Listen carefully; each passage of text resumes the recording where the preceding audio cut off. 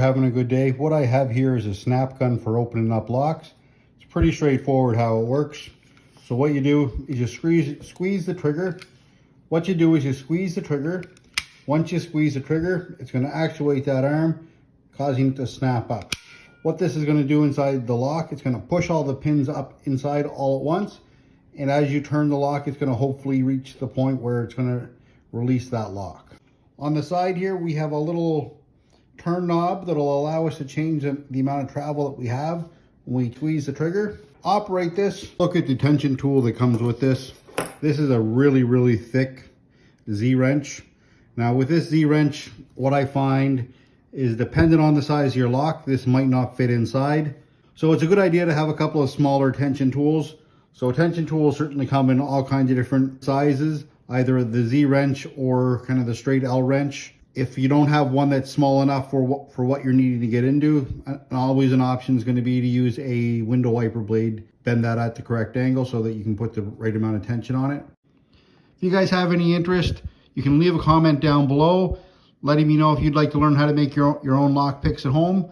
There's also several available that are online, especially on Amazon. What I'll also do is I'll include some links down in the description as well on where you can find some of these lock pick sets.